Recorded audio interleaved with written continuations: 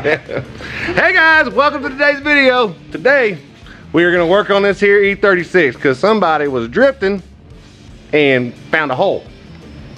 That mean Him. So we're gonna put you guys on a time lapse and just knock it out, and then we'll get back on the Miata. But for now, we're gonna fix this because he bent a couple things. Let me show you.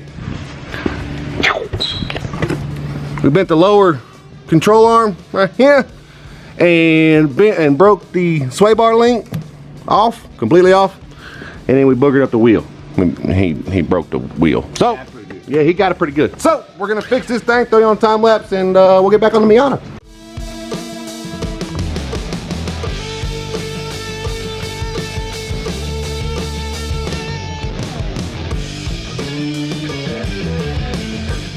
Okay, so this axle nut right here is a 30 millimeter, not a 31, not a 32, a 30.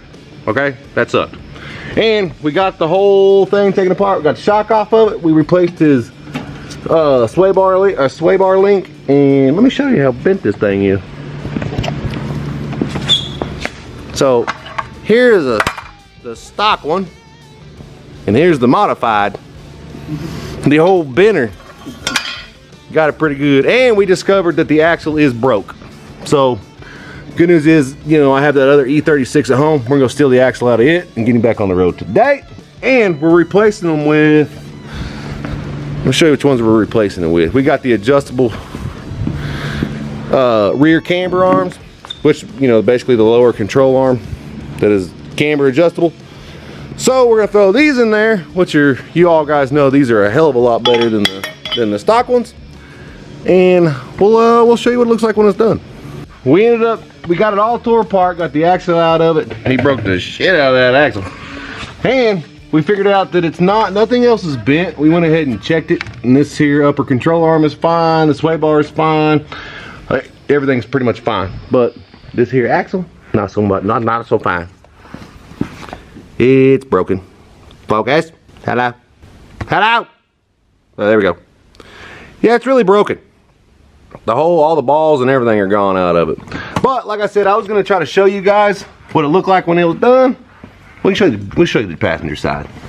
So we got the passenger side all fixed up. We got the new lower control and all that stuff on there. Pretty simple to do. This side over here, we gotta go get an axle. And it's 5 o'clock and it's snowing still. So we're gonna work on the Miata for like an hour, and I'll show you what it, we're gonna put that Dwerks fuel pump in. So I'm gonna get started on that and show you guys the Dwerks fuel pump, what they brought to us. Okay. So in the Miata, look how rusted my shit is. Good Lord. But in the Miata, you gotta take that back tray out, take the carpet out, take the back tray out, and then you got all these little screws that go around it. And then once you get that, and all the E85, ew.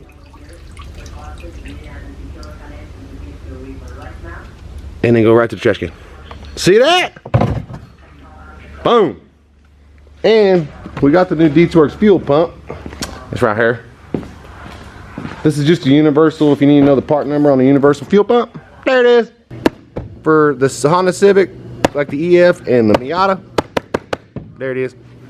But this is everything from Dwerks that you need to put in the fuel pump into the Miata. The 300 in tank comes with all your new bag, the hose clamp, the new plug-in for the fuel pump, everything. So we're gonna take the other one apart, put this one together. So I was gonna film putting this Dwerks fuel pump together, but it literally went together like a regular fuel pump in a Miata. So, but as you can see, focus. As you can see, it is a Dwerks 300 in tank. Went together just like the old Miata. Use the factory Miata plug and everything. So we're gonna stick it back in there and turn it on and see what happens. Okay, so we got the Miata pump all plugged in and ready to go. She works just fine. We got it started up. Let's see if I can, nah, we'll do that in a minute. Anyway, we got the pump in, got it all fixed up. It hums like a, purrs like a kitten, hums like a hummingbird? I don't know. Anyway, works great. And we went ahead and I got the new axle in on the E36. I got the, now this is all off of my E36. So we stole some parts off my E36. So got the new axle in. That is a higher horsepower axle, not by much, but it is, I think it's 400 horsepower axle. Got it all in, got the new lower control, adjustable control arms in on both sides. And this thing used to have some tips on it that came like this. Let me show you what this thing looked like.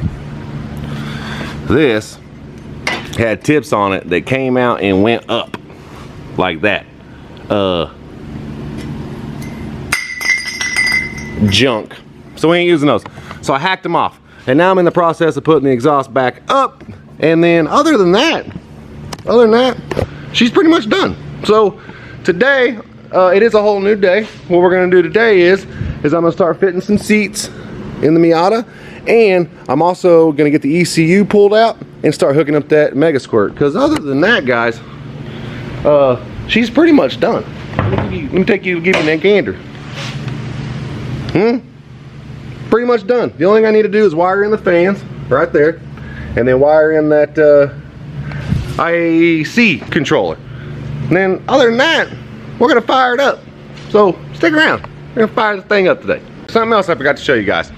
Check this out. I got the front bumper back on the Miata. I did have to shave out this side marker right here to get the turbo piping to fit correctly. By the way, we still got some big deal stickers laying around here, so if anybody wants some, hit me up on Instagram. And they also will start going on the big cartel, which, by the way, guys, get your shirts, man. Please get your shirts. You're running out of time. So, and like I've said before, that's how you're gonna enter to win the booger. So, and everybody that's already bought a shirt already has an entry to win. So don't worry about that. I'm not gonna screw guys around that I've already bought shirts and think that they're having to buy another shirt to get an entry. No, I know who all you guys are who bought shirts, and I appreciate the shit out of it. But you also already have an entry to win this car. So anybody that's bought shirts, like I said, you already got an entry. Don't worry about it. So I did get the bumper put back on, as y'all can see. I got the hood wrapped the other night, and I got the wing wrapped and put on. The only thing really left to do now is and I also cut the front bumper so the wheels, they actually fit. I made the arch bigger. And this is just dirt right there, don't worry about that. So that made the arch kind of shaped the way that it needs to be, so the wheels will turn and everything else. And as you can see, the mock-up on the back wheel, that's how it's gonna look. We started getting the MegaSquirt in, and then I realized I don't know how to do it. So I'm gonna have to do a little research tonight on the old interweb to make that happen. But what I did start doing is I got the seats in, well, one seat really. And let me show you how good this thing fits in there. Huh? Fits in there mighty fine, mighty perfect. You know, if you do a little measuring, just do a little measuring on there, it fits fine. That is the hydro that's going in it. That's not where it's going, but that's the one that's in it. So, on that note, I am taking my big ass to the house, and I may end the video here, I may not, I don't know. But if I do, I really want y'all to subscribe, hit the like button, hit the notification bell, and we will see you guys tomorrow. Peace. But if I don't end the video right here, we will see your asses tomorrow. You know what I mean? Either way, we're gonna see you on the next video or tomorrow. You know, we'll see you. Yo guys, new day. Okay, so like I said yesterday, I didn't know if I was gonna end the video or not. I decided not to end the video because I wanna hang out with you guys some more. And I've actually been getting the MegaSquirt hooked up. Whenever you hook the MegaSquirt up, you gotta run a vacuum to the MegaSquirt. And I've got it teed in right here. And then it goes down here into this nice fancy little grommet. And then she moseys around and plugs in right to the side of the MegaSquirt. So I've got the MegaSquirt installed about halfway. I've got it about halfway installed. And now I'm working on the IAC sensor? Sorry, you're way over here. IAC sensor, which goes in your intake. You better thank you. It goes right here. So I'm creating this wire loom that goes all the way around and plugs back into this factory plug right there. And I've been working on it off camera. Where did it go? Oh, right here. I've been working on it off camera, got it all heat shrunk and stuff. Better freaking focus. Please, please. Anyway, just believe me. I've got it hooked up and I'm you know, get it all wired up and everything else. So that's what I'm doing right now. I'm trying to get the MegaSquirt hooked up and finished up, because that's basically all it needs to run. And I'm super pumped. So we're gonna create this, probably throw you guys on a time lapse, finish, you know, creating this here wire loom and getting it plugged in. And hopefully we can get this thing started on today's video, or on the rest of this video, or whatever. Yeah.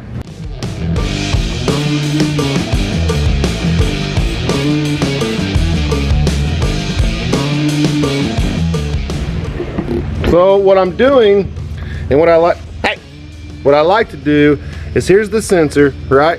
I wire loom the sensor, as you saw in the little time lapse, and then I run it down through here. And then I really like to do what I did on my Mini Cooper, is I ran it with the throttle cable, because it looks so much more uniform coming across here than trying to tuck it and hide it and everything else. I mean, y'all tell me, what do you think? Do you think that looks pretty good running with that throttle cable? I think it looks okay. So, like I was saying, we are going to finish up running this down through the cable, and then what we'll do is the heat shield that I'm building. Let me show you that, because that is, I am really excited about this heat shield, if I can find it. So we've got a heat shield here. See that right there? AEM. And we're going to bend this all up, make it all fancy, and it's got super layers on it. Several different layers to keep the heat down.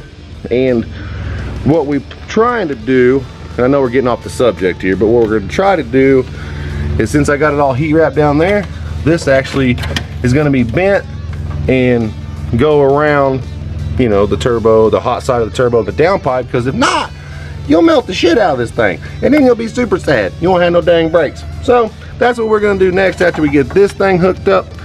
Probably won't be on this video, because I really just want to get the car started on this video. But wow, that's what we're going to try to do on that. We're going to try to reutilize the Mini Cooper heat shield and go from there. Since we got it ran from around there on the cable and down here, I went ahead and shortened it, because this sensor plug is super long, and I'm actually utilizing, stop it, we're going to utilize these.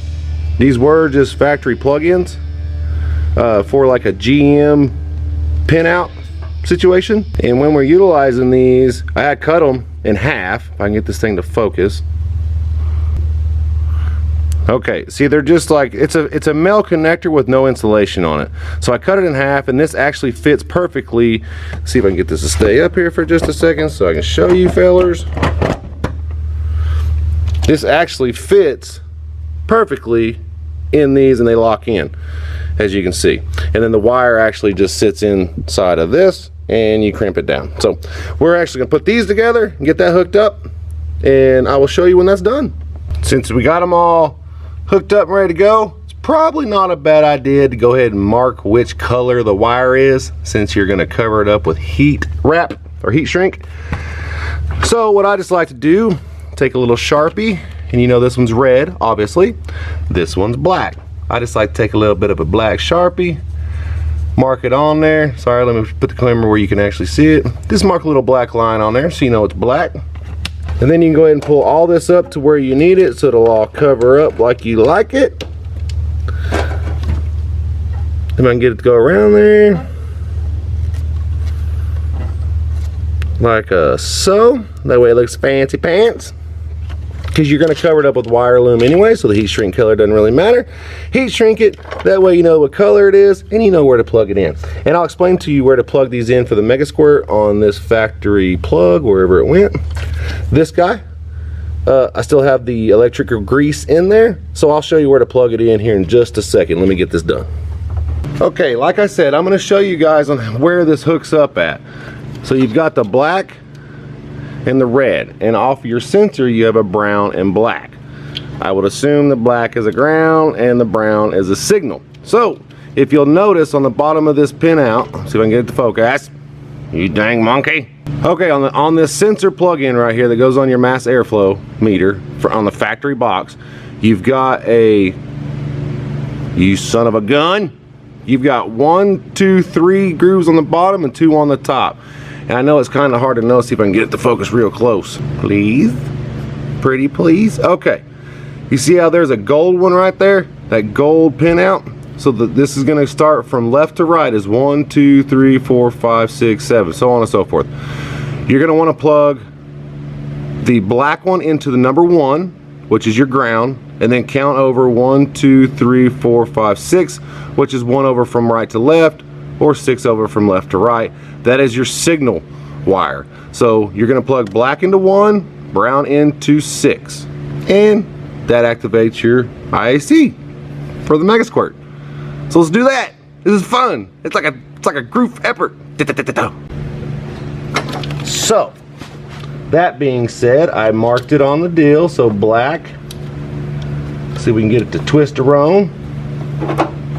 That's red. And I don't know if y'all can see that or not, but I marked the black on the bottom so I could see it. So black in the ground, like so. And 1, 2, 3, 4, 5, 6. 1, 2, 3, 4, 5, 6 for my signal. See if I can get this thing to plug in with all the grease stuff. Okay, know what I'm saying? So that activates your IC, like I said. And I'm actually going to try to zip tie these in and so on and so forth to make it hold in there so they don't come out. They're pretty much in there, but just to be safe, you know, just for safety precautions, we're gonna super wrap it, okay? And what I really love about these connectors that I'm using from these GM deals, let me see if I can zoom in and show you guys. Really tight. These actually have a little deal that locks them into the factory, and I'm sure most of these plugs will have this, the male connector part. If you'll see that it has this little tab that you can bend down or up, right? Which makes these really nice. I know you can't see it right now, but let me show you. So you bend them up like that, and then take you a fancy zampy dampy wampy zip tie, and you can actually run a small zip tie now, a tiny little guy, you know, tiny little fella. And you can actually run it up through that hole, see? And then zip tie it around so it can't come off. You know what I mean? Yeah, let me show you. Like I said, run a zip tie through that hole, up and around the top of the sensor so it can't come out, up and around the top of the sensor so it can't come out, and then one around the sensor, which just basically ensures that these zip ties ain't gonna fall off and go off the side. So, now since that's all done, these babies can go anywhere. You know what I'm saying? Done, son. Now we wrap it up. You know, wrap it up, and tuck it. Wrap it, tuck, wrap it, tuck. That's what we're gonna do. We're gonna wrap it, tuck. Okay, we got everything pretty much set for tomorrow. I know I was gonna say I was gonna start this thing today, but I'm not, because we need a couple little other things that I found out that we need to do. We need to hook up a catch can. I gotta do a base map tonight when I get home. And then I need to send an email to Jack over HP Logic because I need him to tune it because he's a badass tuner. So I am actually gonna call that a video this time for real. And like I've said in every video, guys, it's no jokes, no shit. I'm gonna put my Instagram down here. You guys hit me up if you guys need to talk about anything dealing with depression or addiction or anything like that. I'm here for you guys, you know, and that's all we're gonna touch on it today. So, like I said, Instagram, hit me up if you need to talk, laugh, cry, smile, fart, whatever you guys wanna do, I'm here for you. And on that note, for real this time, y'all go ahead and hit that notification bell, hit the like button, hit the subscribe button if you would not mind, and we'll see you, ladies and gentlemen, tomorrow. Peace.